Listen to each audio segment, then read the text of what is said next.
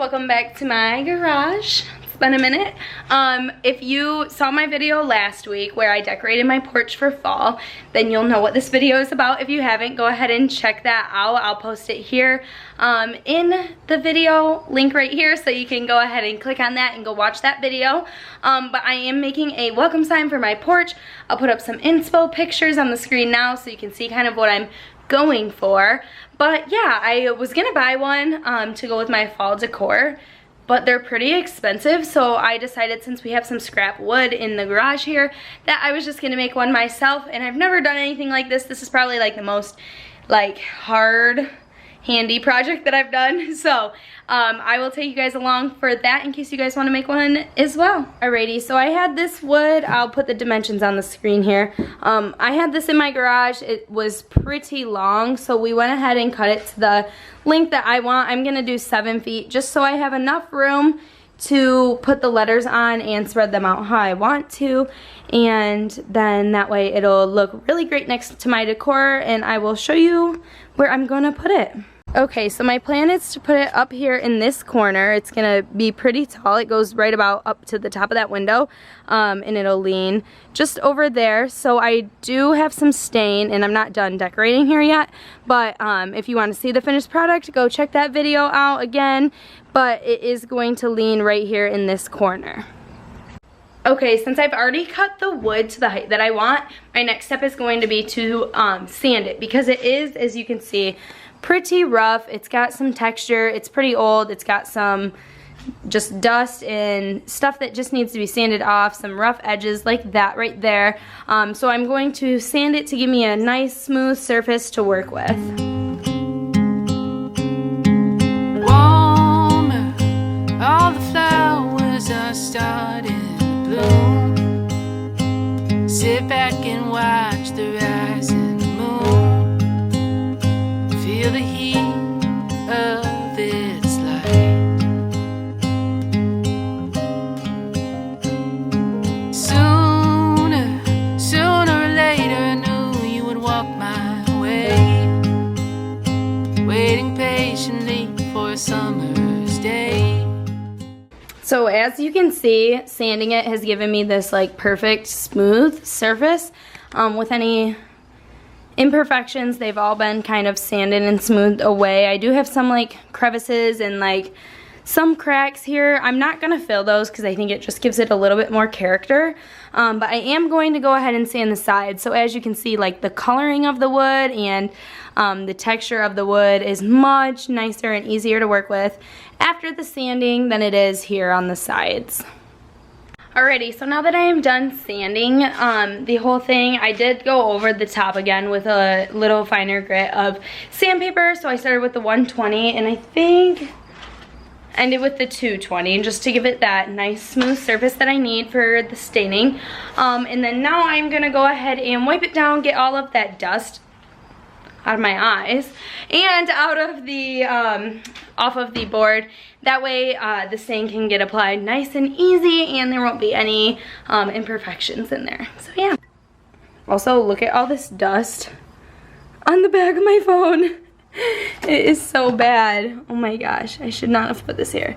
In my water bottle, I'm not going to drink that because it's just coated. Yuck. Alright, so I am just taking a wet rag, wiping down the sides and the top that is going to be stained.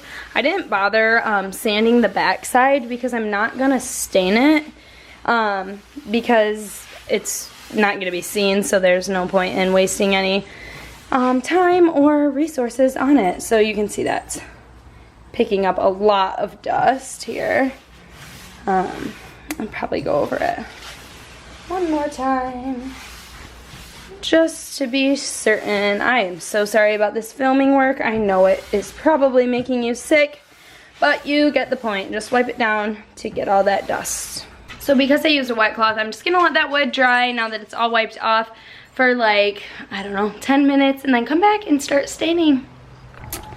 Alright, so this is the stain that I picked out. I picked out the weathered gray to give it that nice cool tone in also like a darker look, because I am going to paint the letters on in white, so I wanted a little bit darker of a base, and I think this stain should work good. We will see. I've never used this stain before, so you'll be learning just as I am.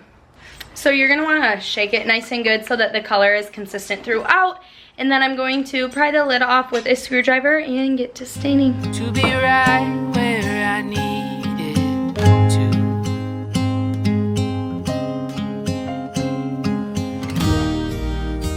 One step further, just keep on going. If rivers can reshape mountains, then I know I can move you closer. Colder, your back is to me, just turn around. Yeah, now. Okay, so now I have stained the top and all of the sides, so the long sides and the top and the bottom. And now I am going to wait in about an hour. I'm gonna, in the meantime, go ahead and print out my stencils for the lettering. That way I can line them up how I want, center them, make them look all nice, and then I can go ahead and paint those. It'll make it way easier to just use the stencils rather than like freehanding or trying to trace anything. So for the lettering, I just went on my computer on Microsoft Word. Sorry, I just changed the ink, so that's just getting started. But I just went on Microsoft Word and picked out a font, and I decided that I like this one. Got it to the right size. I went with, the font is, let me pull it up for you. So I bolded it, and then the font is called Century Schoolbook, and it's at font size 500. That made it just so that there was one letter per page, and I made my wood big enough so I don't have to deal with figuring out if that's all gonna fit, because I already know that it will. And then I'm gonna go ahead and get these printed off and cut out once the printer's ready. So another tip, I just wanted to show you guys, make sure you turn off the margins, because see how I have 1-inch margins? It's gonna cut off some of my lettering here. So just going to the layout tab, hitting the margins tab, and then going narrow margins should do the trick. It looks like all of my letters should be fine. I know my M's and W's are the longest, and this is where the margin is now. So we are all in the clear, but just to make sure that none of your letter gets cut off, making those margins as narrow as possible is a good idea. So I've got all my letters laid out. They're not perfectly spaced yet because I'm gonna do that as I go. So what I'm gonna do is I'm gonna take this X-Acto knife and just carve out the letter, the outline. I'm gonna tape this down, just carve that out, and then that way when I take it off, there's gonna be like a stencil imprinted on the wood, and then I'm just gonna hand paint it with my white paint after that. So I think this is the easiest way to do it. If I were to try and use it as a stencil, I would have to tape every single little curve and edge, and that would be really tough and take a lot of time. So I think this way, it's not gonna be perfect by any means once I am gonna be hand painting it, so there may be some imperfections, but I'm making it myself, so I think that might make it a little bit cute and unique. So yeah, I'm gonna go ahead and carve all these letters out, and then I will go ahead and paint them.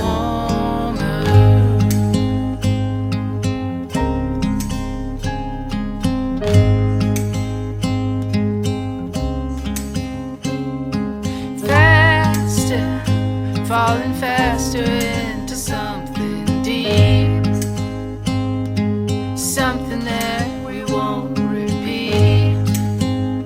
It's gonna be now or never.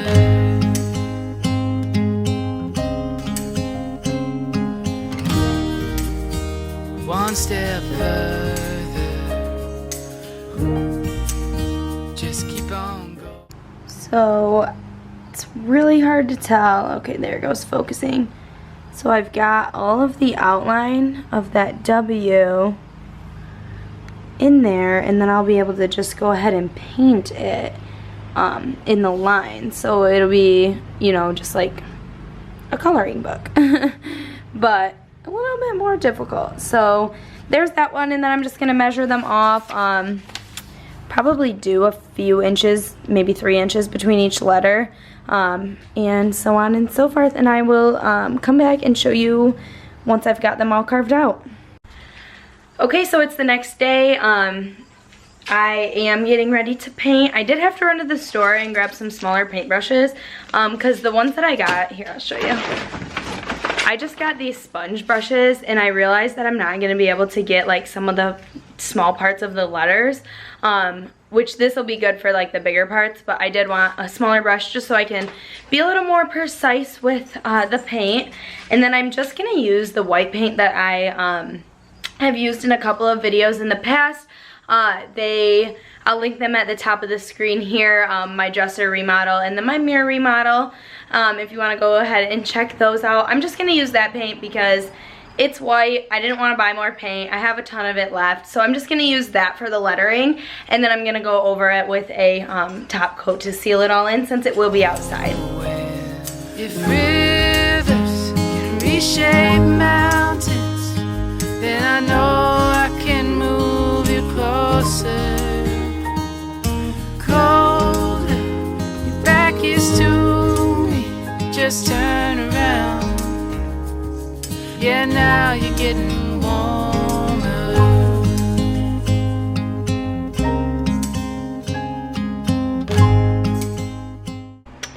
Okay, so this is gonna take a while, but that was the first letter. I'm gonna have to do a second coat. If you look closely, you can see, let it focus.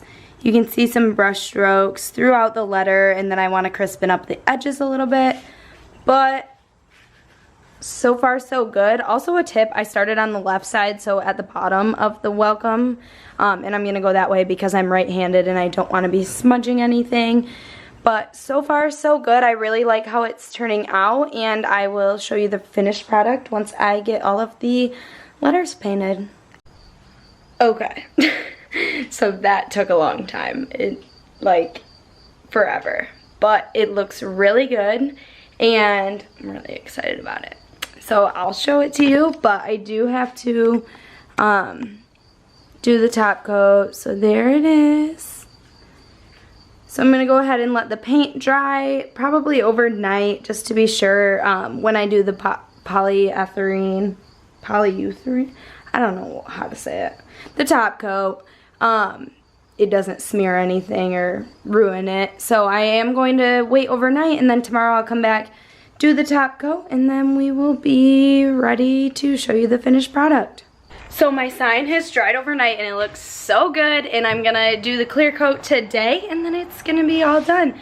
So here's a little, I know you already saw it, but it's all dry, ready for the top coat. Okay, so this is what I'm gonna use, and I'm going to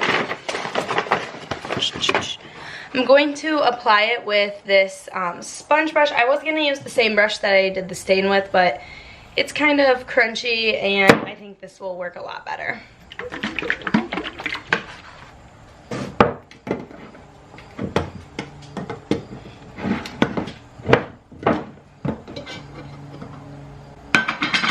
So here's what it looks like. It's white, but it does dry clear, and I'm gonna do probably 2 or 3 coats just depending on how it turns out.